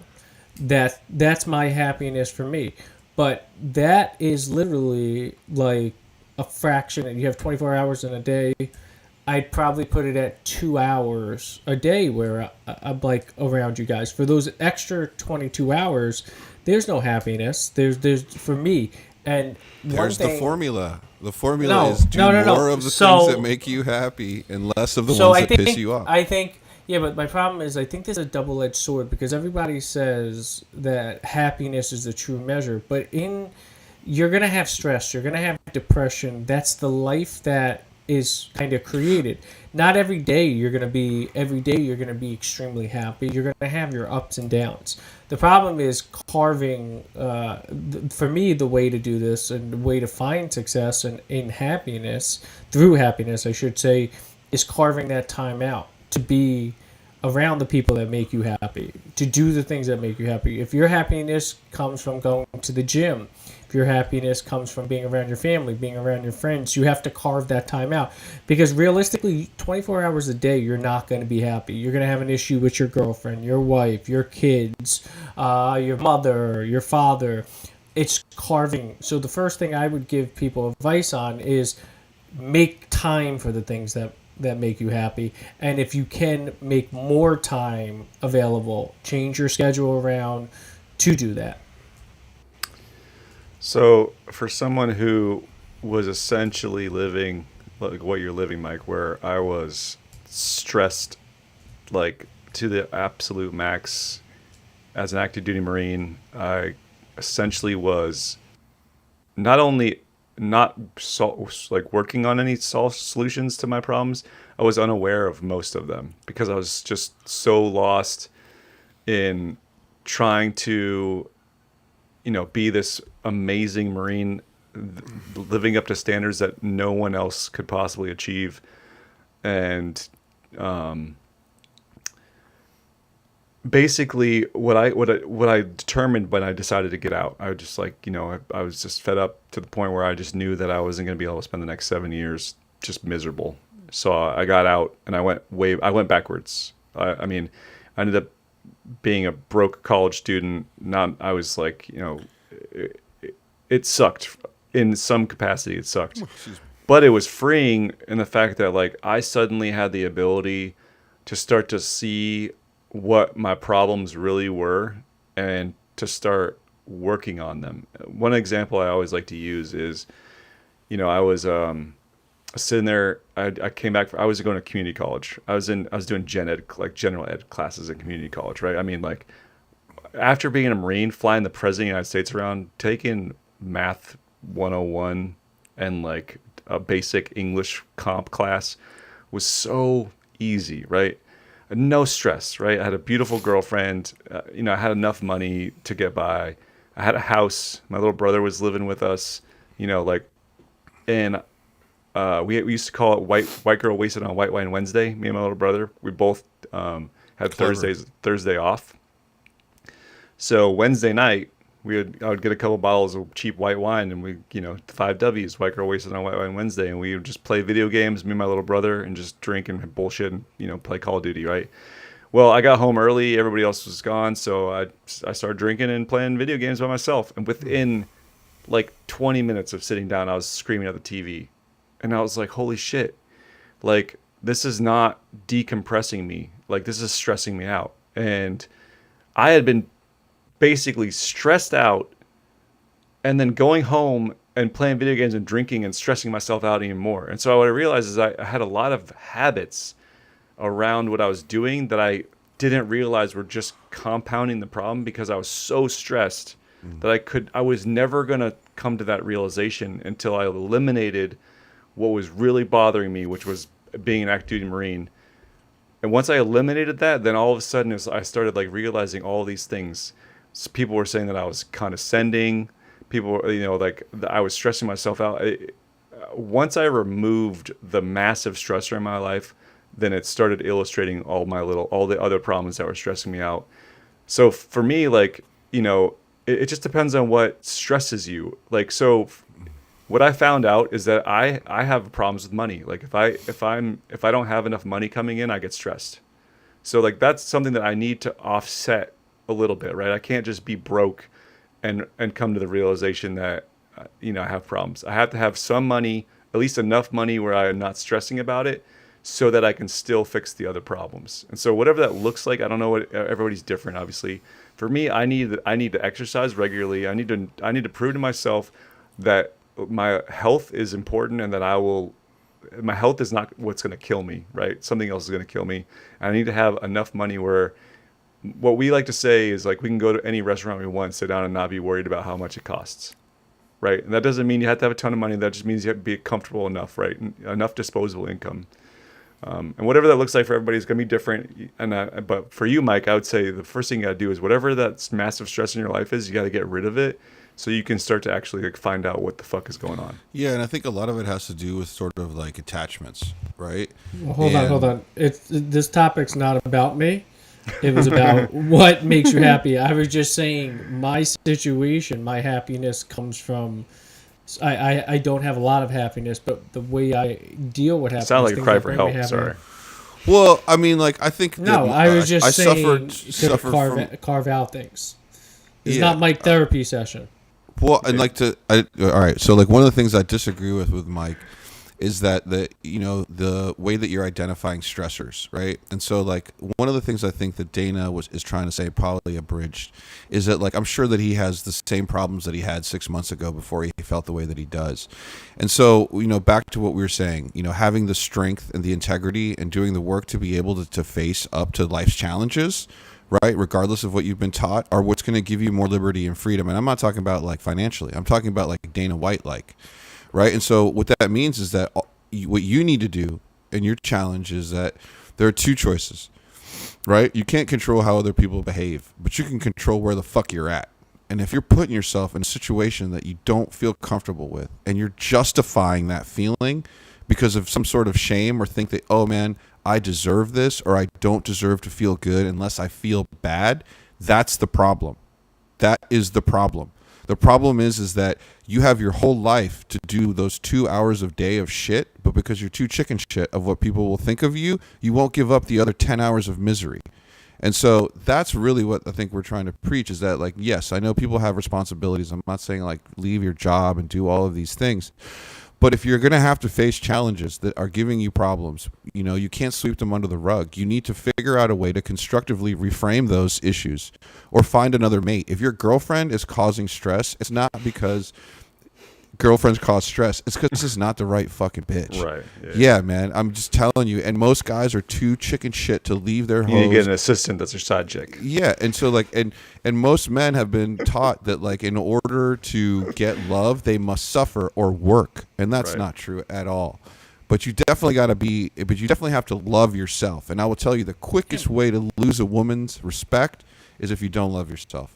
It doesn't matter if you're a shoemaker. Believe me, I live in California. I see some of the hottest girls with some of the biggest fucking losers. And they're not real losers, right? They're quote unquote, society's losers, but they're confident. They're intelligent, and they're more than capable of taking care of themselves. Passionate about whatever it is. Whatever it is. It could be fucking the dumbest shit ever, and I've heard some of the dumbest shit come out of people's mouth, but it doesn't matter. That person 100% vested in whatever that dumb shit coming out of their mouth is, and I guarantee they got a woman behind them like being like, yep. But if you doubt yourself, and if you think that, for some reason you deserve to be unhappy and stressed out, then you're never going to be happy. And it has nothing to do with your environment. And it's a very hard thing to achieve, a lot easier said than done. I've had to go through multiple ego deaths in my life, periods of time where if I wasn't in a financial position to just sit in my fucking house and figure my shit out, I probably would have blown my brains out, right? And so, like, it's not an easy thing to achieve, but if you're not happy, then you have all of the power within you to go out and gain the strength so that your day becomes something that you look forward to tackling, not something that you want to avoid and push away. And that's, I get the message that I always agree with, is that, hey, like, I don't like my job. Great. Are you a moron? You're not a moron. Can you learn something you do like? Well, what do you do like? Well, I like playing with crayons or whatever. Guess what, dude? That's your fucking calling. You may not like it. You don't get to choose it. But the less you play with crayons, the more unhappy you're going to be. Test my theory. I've tried this. Fill your day with productive shit, and then fill your day with only the shit that you want to do. And I don't mean lay around scratching your balls, right? And so, like, you do both those days, and you see at the end of the day which one makes you feel more accomplished. And I could be wrong about a lot of people, but most of the time for me, it's the one where I've given myself that self-respect, taken care of my body and my soul, and still been productive and useful to others completely, but I'm not sacrificing my own well-being in order to do that. So, moral story, Dana White's saying, make a couple of $1 billion, sleep 4 hours a day, 4 to 5 hours a day, and find happiness for every moment you're alive. Well, I mean, financial freedom is a piece of that if it helps. It was a joke. I mean, I feel like I'm one of those people that, because, I've come from a, not necessarily wealthy background, like, financial freedom is important to me, but it doesn't have to be important to everybody. So Yeah, I agree. It does. Like Ricardo said, I know some really, really happy people that have no fucking money. And, it's cool. Yeah, I mean, like, the people that I think are doing really well that I'm almost jealous of is I saw this, a reel, and it's this lady, and she's like, hey, a lot of people don't believe that we make money off making our dog an Instagram star. And she, like, I think they made like $400,000 that year, right? And she looked so happy. You know why? Because she loves her dog. Not because of the hundreds and thousands of dollars, but because she was so happy that other people thought that her love for her dog was valuable. Do you see what I'm saying? Enough to get their attention. And the cool thing about where we're at in society now is you don't even have to do a transaction. You just have to get people's attention. And so with AI coming, I'm telling you guys, authenticity is going to be the new content. Before content was king, it is not king anymore. There are no kings. There's only authenticity. And so if you want to do well... Just slide that in there. Yeah, I just made that up. That was kind of cool, right? Yeah. Slide that in there. I just get the messages like Jay-Z. I get them from and so I think that authenticity is going to be something that hopefully a lot more people will be preaching. And what that means isn't to be correct or to be a certain way. It's just to be yourself and say, hey, man, I say dumb shit. I smoke too much weed or whatever the fuck it is. And that's cool, man. It's okay. I also do a lot of really cool fucking things too. Yeah. So and so does everybody else. So focusing on those positive things, I think, is going to give people a lot of strength. When they're facing some of these challenges, because that annoying girlfriend isn't going to go away unless you take a step. You're the only. But she got a big old booty. There's 5 billion big booties out there. And I'm not saying leave your girlfriend, but I'm saying maybe reframing the situation. If that brings you, if brings you stress. Yeah. You want me to tell you what will make me happy? I don't know. Sophie Cunningham. Yeah, something like 100%, that, right? Yeah. Or go find Sophie Cunningham, right, and see what she's doing. No, I'm not a stalker. I'm not a stalker. No, but talk to her like a human being. Face the rejection. You never know, man. You never know. All right, guys. Anything else you guys want? Handsome. I won't get rejected. Well, you have to get yourself out of Guantanamo first, just to even attend the game. Fuck up, dude. Yeah, I don't think you're tall enough for her. Sorry, buddy. Yeah. Oh. Anything else you guys want to chat about? I know we ran a little bit long today, but it was a good show. You guys good Yeah, on it was good. everything? Nice. Yeah, I thought it was good. I thought it was fun. I mean, I feel like we're firing on all cylinders here. We went through a pretty broad spectrum of shit, but that was good. Yeah, we even got religion thrown in here today. Yeah. I mean, I don't even really care about the game because I think OKC is going to win. I just I like, mean, you want to look at the score? You see what yeah. the What's score the is? score right now? Let's see what the score It's is. probably. I mean, probably OKC winning if I had to guess, but that's because I Let me picked. check the it wins. out. I'm pulling it up. Oh my God, OKC is losing by 42 points. No, they're not. Yeah, no, It's 8-2. 8-2. Yeah, 8-2. Oh, it just started. So OKC's plenty of time winning for by everybody 6. to watch Yeah. the game. Woo! I'm gonna watch the game, make a steak, and then I'm gonna check out my buddy Jimbo James over here. At Oh, are we going to the Stadiums. Travelers? Are we going to the Travelers? What's up? When's the Travelers? It's this weekend. You're not here this weekend. You're here next weekend. No. No, you're good, Chris. Don't worry. Off air. Oh, I have no idea what you guys are talking about. Yeah. sorry. Anyways, Oh, it was a great episode. It's a great yeah, episode. I want. You better fucking. If If you guys take a trip without me, I'll cancel the show. I hope you know that. Yeah, I'll just be here by myself. I'll have just as many viewers. No, but if you guys are going to Red Sox. We're going to Yankees Red Sox We're going to the Yankees Red Sox game. in August, right? But Yeah. wait, are you guys going to the Travelers Open? I don't really want to go to that, but I want to go to the after party. So you guys gotta let me know if you're in town. Yeah. All right, doubt. guys. Good chatting with you, Elvis. I hope you stay safe in the Midwest. I know there's some things going on over there with the weather. And Mike, I hope that Iran doesn't decide to liquefy your city in the next 48 hours. You too. You're in a major city, dude. I'm fucked. Oh yeah, totally. I'm fucked. And Luckily, you have I all the live close. military bases around you. I know. Iran, Believe me, guys, I've thought come about on. that. That's like being concerned about, I don't know, Detroit invading. I am very Texas. Okay, concerned. that's I'm not very concerned concerned about about Detroit. I'm very But not for concerned the about same Detroit. reasons. I'm Yeah, just but they're kidding. not I going to think march across a couple states and invade Texas. That's not going to happen. I have a feeling it's Well, all gonna Mexico work out. did it to Just LA. A lot of posturing going on. One of my right favorite. now. One of my favorite is somebody was talking about how like Austin is like this tiny little liberal world in the middle of Texas, or whatever. It and is. It's just like, and they was talking about like, well, what happens one day if the rest of Texas tries to take Austin? Like, what are they gonna do? Like, Yeah. shoot marshmallows? It's Yeah, the same Texas- thing. It's like Detroit's not coming down. It's the same. Iran is so minuscule in the world of things. They can't even come close. I'm not worried about it. Nice. Well, then safe weekend to everybody else, and catch us every Thursday here at 4 p.m. Pacific, 7 p.m. Eastern Standard Time. Catch all of our shorts and reels on YouTube. Follow us on X. Chat with Mike, and be safe and nice to each other if you feel like it. As always, my man Mike in New York, my boy Elvis in Indianapolis. I'm your boy Rico here in San Diego. That's us for Almost Patriots. Tune in next week.